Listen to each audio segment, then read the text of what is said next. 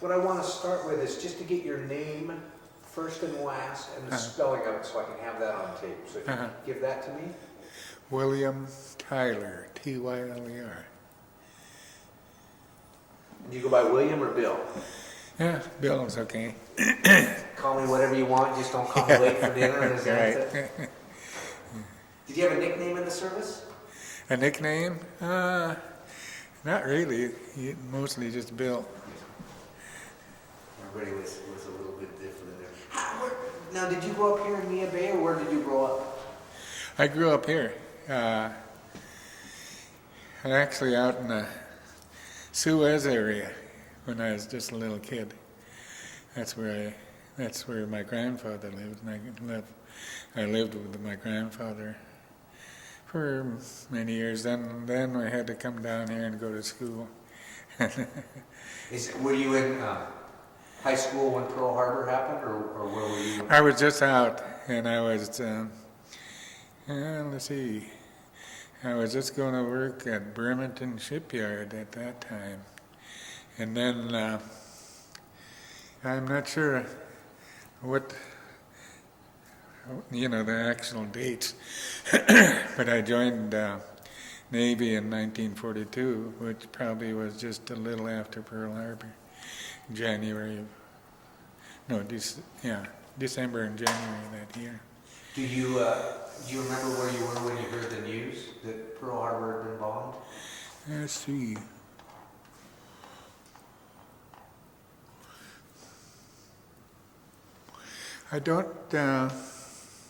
I'm not really sure, because we were right in the middle of the European War, and then when Pearl Harbor came in, the Japanese bombed Pearl Harbor, and it's about the time I signed up for the Navy, and I spent all my time in the Navy. Now, was that your reason for signing up in the Navy? Were you? Well, I was just 18 and getting ready for the draft, and I decided I'd rather pick the outfit I wanted to be in, so I got the Navy. Did you have any brothers that were in the service? Let's see. Not in World War II, but later on. Oh, later. Yeah. So you're the oldest sibling? I'm the oldest, yeah. Was that hard for you? Was your mom still alive when you went in the service? Yeah, yeah, and my grandfather, yeah. So what did they think? Huh?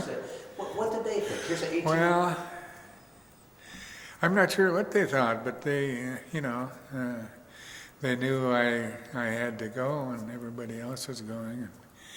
And they had things to do here that, would help in the effort.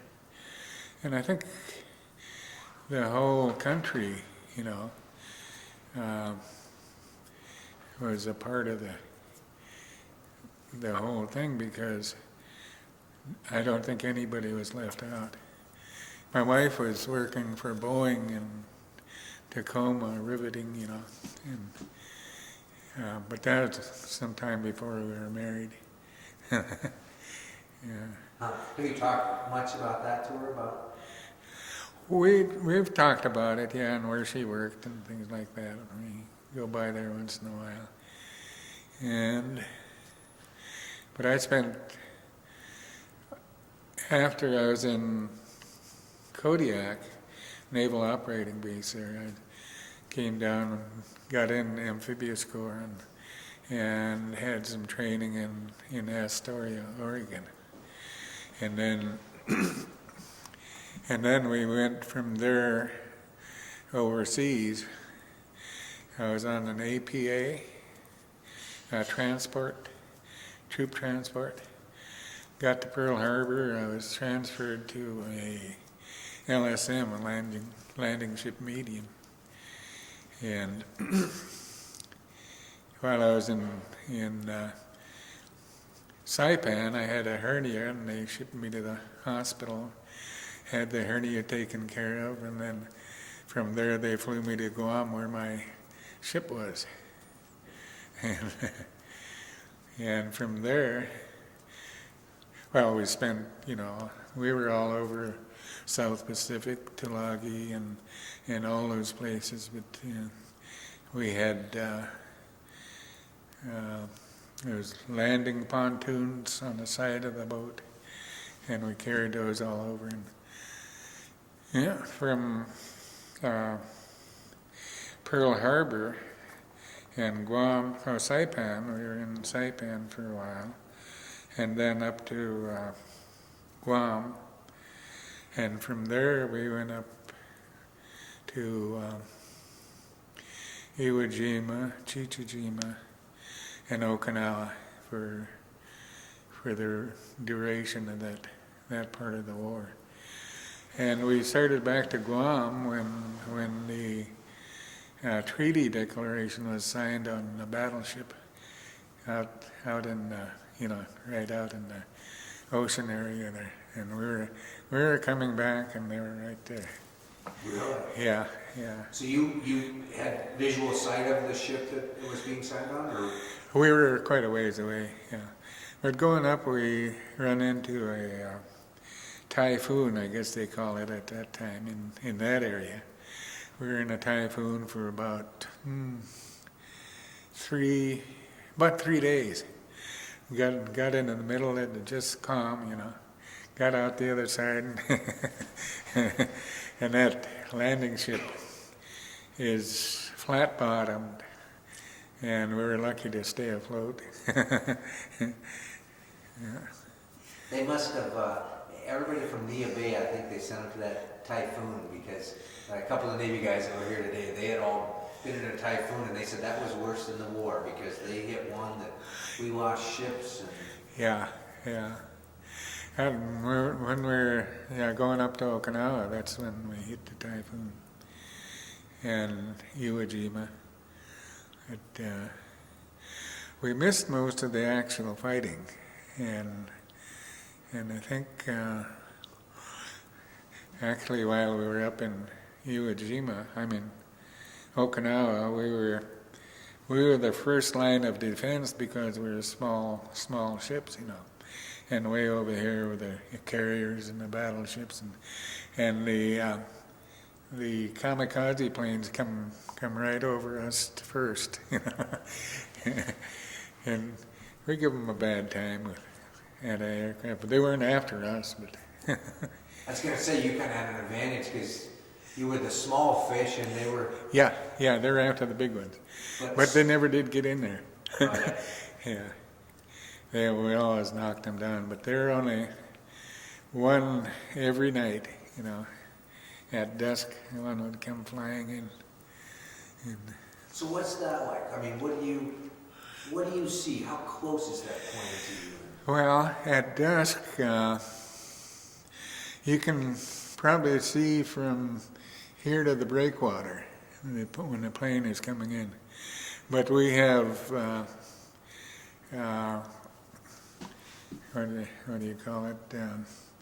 We were already alerted and on our gun posts before the plane was in sight. So we knew it was coming, and we knew which way it was coming from. And it was kind of scary, but we knew they weren't after us. Yeah. And would that usually be, a small squadron or a couple planes? Or? Yeah, well, no, just one. Just one? Just one kamikaze plane coming in at night, just before dusk, to try and get... I think they're... the flyers, Japanese flyers, were bent on, they knew they were coming back, so they were suicide planes. Called them kamikaze planes. And we were there probably 3-4 weeks, and they finally secured Okinawa, and then we were on our way back to Guam when we heard that the treaty was signed by the Japanese, and I think it was MacArthur, I'm not sure. Did you go ashore at Okinawa? No, we stayed right in, right in the harbor. So what was now again, the type of vessel you were on at this time was? It was an LSM landing ship. And about how big are those? I'd say about maybe 100 and some feet long and about 30 or 40 feet wide, and they have a well deck for whatever they're going, for landing. And they're flat. They're flat, and they have the bow doors that go out when you come in. So what is a day like on one? I can't imagine that's a good ride in one of those. What was your day like? What did you do? Well, I when we were just traveling, the pharmacist and I were the only ones that were taking care of the records on the ship. He had the pharmacy, and I had all of the personnel records and things like that when we were just out traveling. And then when we got into alert and practice, I was on a 20 millimeter anti-aircraft gun. I think our biggest one was the next one up. I don't remember what they were. So when you said, you talked about keeping the personnel records. Now this is a part of the war we forget about, that we had to keep track of all these people. Yeah. What were you keeping track of? What did you? Well, we had all of their enlistment records, all the service time and where they've been, and any medical problems they had, and they were all in a folder, But so we had probably about 50 people on board, and that's what we were doing most of the time, just taking care of personnel. If somebody was getting transferred, we transferred them, or pick up somebody, come aboard, and something like that. And you did all this in your little laptop, right? Yeah. and an old mechanical typewriter. That must have been a real feat, because to think of all these troops we had over there, and like you said, people coming and going off of your vessel, who was where. Were we pretty accurate, do you think? I mean, if I wanted to find somebody, would I be able to? I'm sure. Yeah, I'm sure, because we had duplicate records, and everything went into probably Commander South Pacific Fleet is what it was, yeah. And then probably from there to the home ports, wherever that was. Some of them were Bremerton, some were California. And so for all the time we were out there, they were processing salt water for drinking and nothing like that, and a lot of aluminum containers, and eventually that's what got me. So I lost a kidney and part of the other one while I was, went to Madigan General Hospital for the operation. Is that from the aluminum or from? Well, partly from the drinking that water, and then an infection in the kidney, and so what happened was that a year after we got out of the service, they passed a bill that brought me into the service-connected disability, and then that was 100%. Well, yeah, that's 100% right off the beginning after I had my operation. So that's what I get now. Now the craft that you were on, Uh-huh. It's kind of square. It's got a deep well deck. Is Yeah, that right. Where- And on the sides were the crew quarters, and different things like that. Encased or just kind of open cots that hung on the side? Or what was that like? They had, it wasn't open. They had well doors and so forth. That were you could open from the inside, and so I had the top bunk on one side, and I stayed in that bunk by pushing my knees up against the top when we're in the typhoon. It was really, you're just really going like that. So when I walk, I'm trying to get a visual picture of this. When I walk into the bunk area, is it stacked high and just all along there, or what's your bunking area like? The what area? Where you slept. Oh, well, you don't have too much access from the pontoon decks, from the deck. It's mostly from certain areas. The captain's conning tower was here, and they had access on that side, and we had, on this side, we had, I don't remember, we had just where the entrance is for our quarters, and the personnel record system was right there. So Showers? we had showers, from the water that was processed. Mess hall? What? A mess hall? Yeah, we had a mess hall. A small mess hall, tables you had to stand to, and sometimes when we were in a bad weather, we just couldn't hang on to anything. So how long did you spend on this vessel?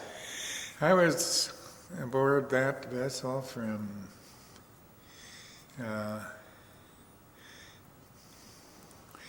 I spent 18 months in Alaska. I went to amphibious training here, and then Hawaii. I was transferred to the LSM that I was on, and that's what I stayed on all through the war. Probably it must have been about almost 2 years, I think. Yeah. Because that doesn't sound like an enjoyable cruise to me. No. Because you have, what did you say, about 40, 50 men on there? Yeah. In this confined area, Right. bouncing around. You had no place to go on deck, There's just a few little areas where you could go, and then the gun mounts were out here on the deck too. So what did you do? During the other times. Yeah. Oh, we had a few things. We had a few things going on in the well deck, like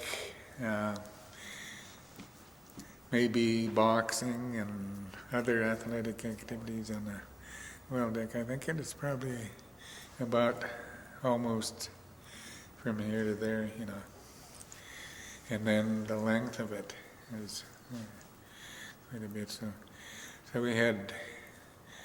we had different things going on the deck in good weather. So were you always busy, or was it like they say in this hurry up and wait? We were always pretty much busy, and we didn't. We were in convoys most of the time, so we all had to take watches and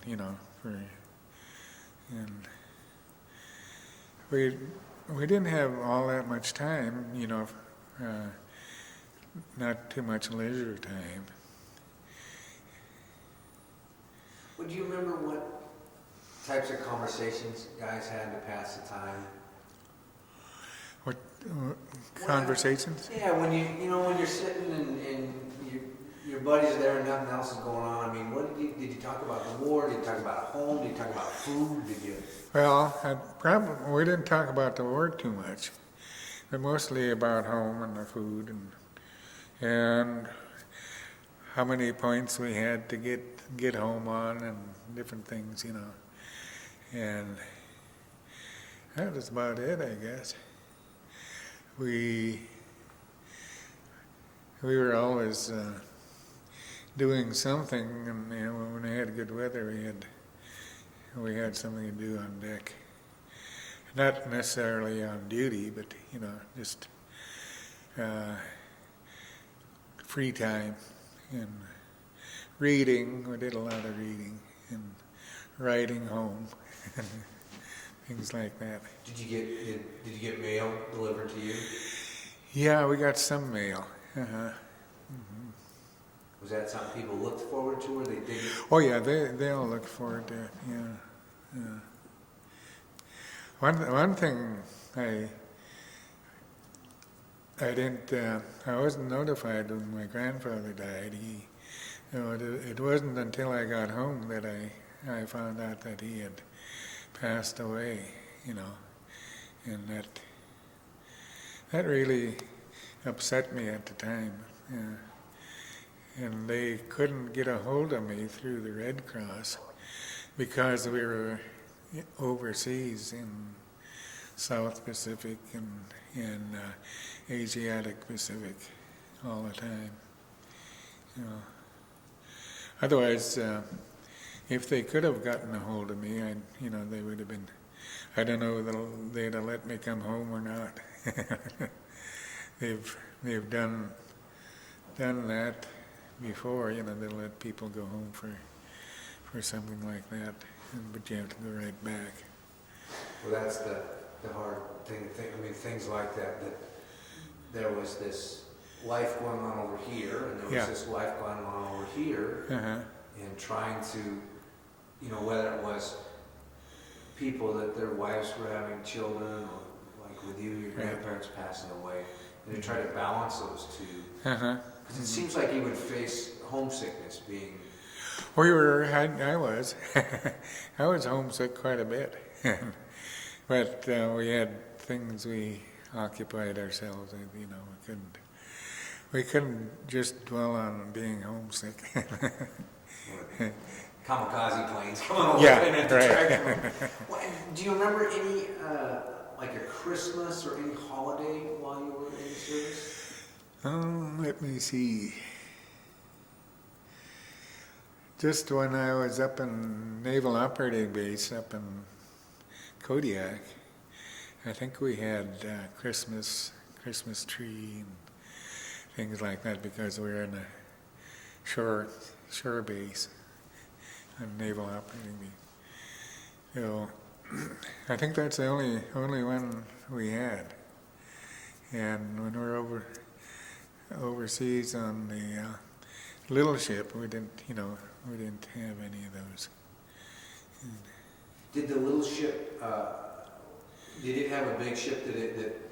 We had convoys that LSTs were almost twice as big as the LSMs, and then they had the troop carriers, and we were in convoys and destroyers and so forth when we were going up to Okinawa. In fact, in one of the typhoons up there, a cruiser lost a bow. Just knocked the bow right off. But that was before we got there. Wow. And of course we just stayed right on top of the, and just waiting for the ship to split in two or something. So at a landing, would your job have been to ferry people back and forth, is that? No, would be, my job would have been just keeping track of the personnel and where they're going and who is going. We would have been, carrying personnel if we were going to land, but we didn't. We weren't carrying any personnel, and we just had the pontoons on the side of the boat for bridges and things like that. And they were never taken off. So. How often did you actually touch ground, or were you in that time? Well, Pearl Harbor, we were there for a couple of days. We went ashore in, different places in Pearl Harbor. And then in Saipan, when we come into the bay, that's when I was transferred to the hospital for hernia. So I was up there for 2 weeks, and then flew me to Guam, and I was on shore at Guam for a few days waiting to be processed to go back on the LSM. So Saipan, you basically saw the hospital. That's all. Yeah, that's about it. There was really nothing else there, and everything was all shot up, in the base, the hospital, and so forth. It's up on a hill a little ways. Were you extremely aware at that point you were in a war, or was Yeah, it because it yeah. was... No, we knew, yeah. What was, when you went through Pearl Harbor, had they already cleaned a lot of Pearl Harbor up at that time, or was it still...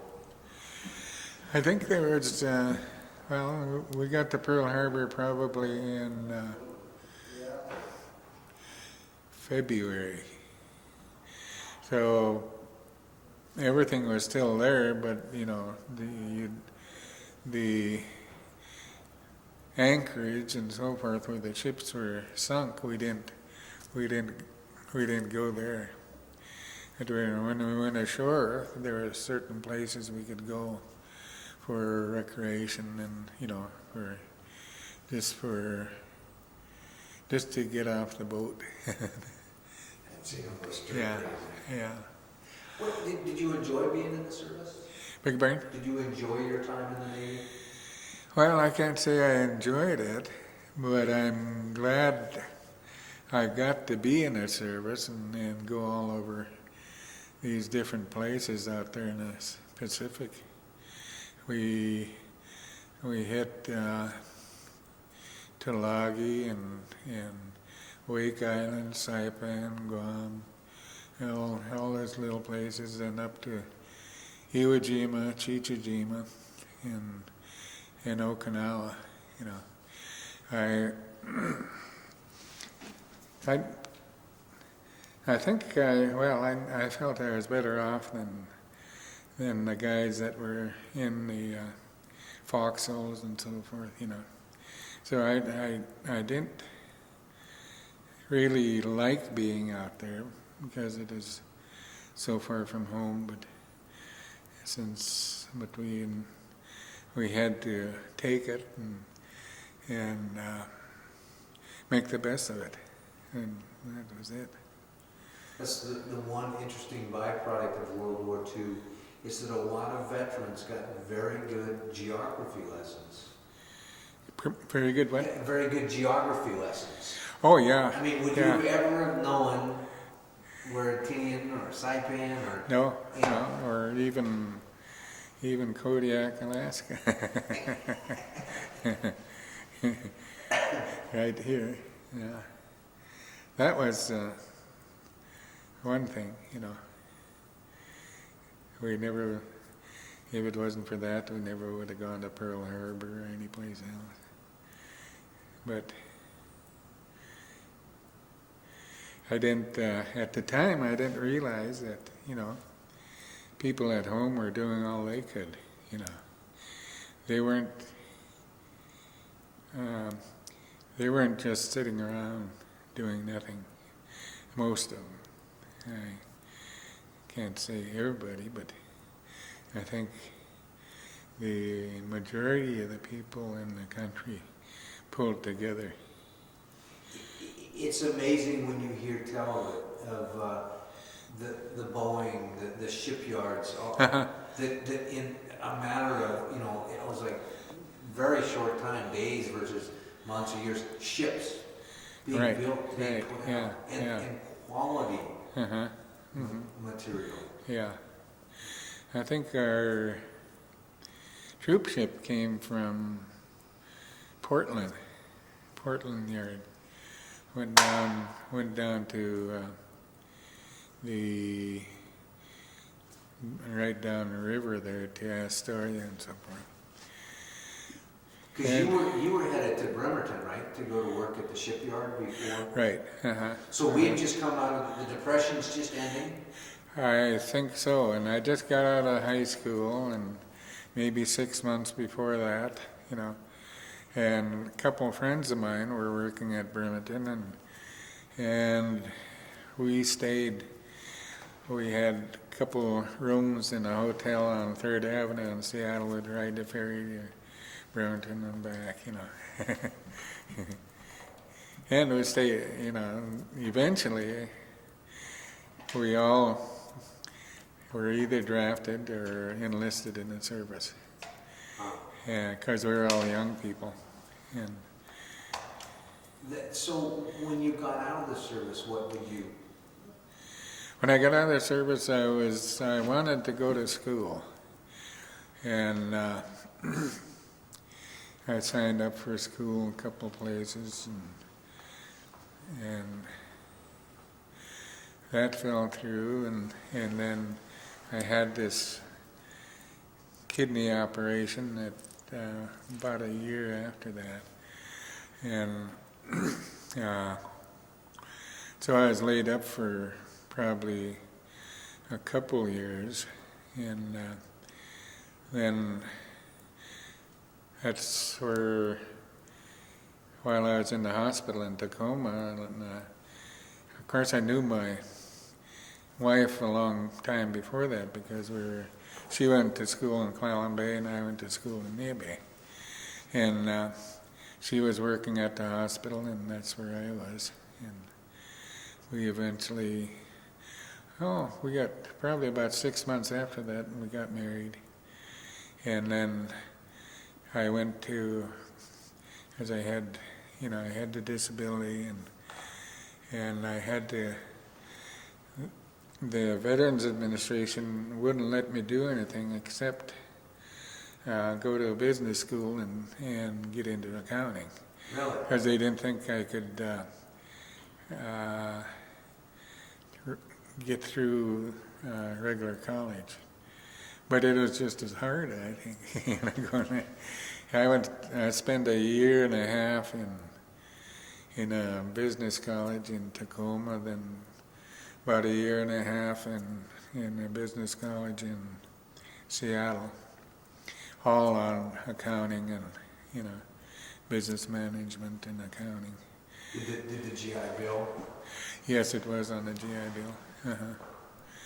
We just barely got by on it, my wife and I, and at that time we just had one girl, and then after that. And it didn't get any better. But we knew I couldn't do anything else, so I had to do that. And then I took civil service exam in Seattle, and I got pretty close to the top part of the exam for an accounting. It had to do something to do with accounting, and I got on the register. Then just a short time after that, I got a job in General Services Administration as an accounting assistant, property management. Do you think, when you look back at World War II, and you then think forward into the future of generations that you're not going to meet great-grandchildren down the road somewhere, do you think that there's a message from World War II that should be left with those? Do I think they would? That there's a message from World War II that should be left for the generations to come? Oh, I think so, yeah. They might not understand it right away, but I've got grandchildren and a couple of great-grandchildren. So how they understand World War II would have to be something that I think more people would understand World War II than Vietnam or Korean veterans, and because it involved the whole country.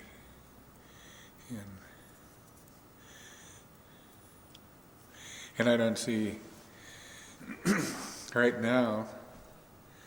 I think we should be doing something to let them know what happened, and this is probably part of what you're doing. Do you think that we've forgotten? No, we haven't forgotten, and I don't think the grandchildren and so forth haven't known about it. They didn't know anything about it. Of course, her oldest granddaughter is just 25, I think,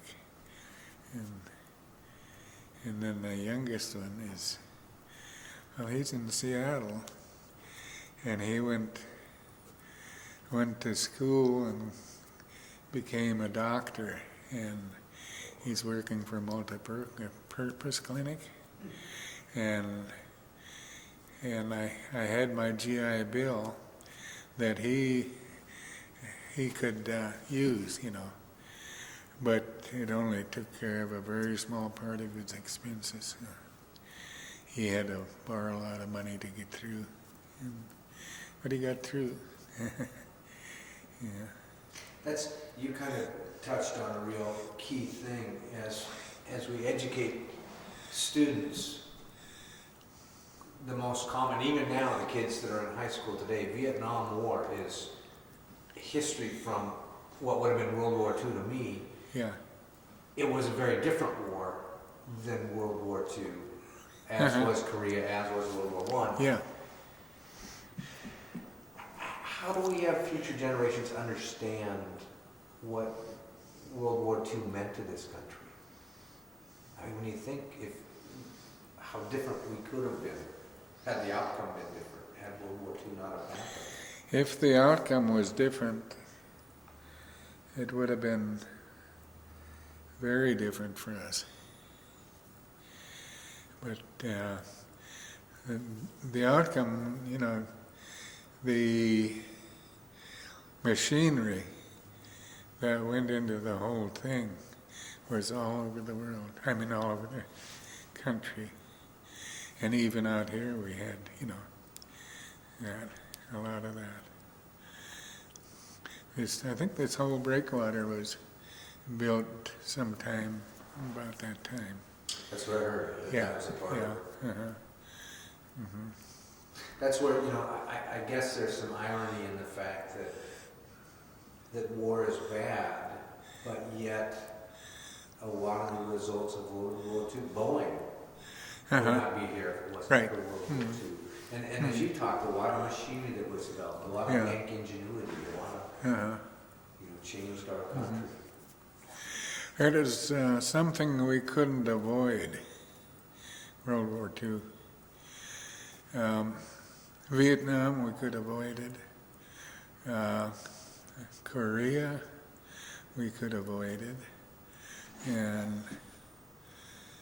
But World War II, there was no getting around it. We had to get in there, or else let the Japanese take over here. And that's what made it real different. It was, Yeah. for us, a defensive war. Right. You know, we were protecting. Yeah.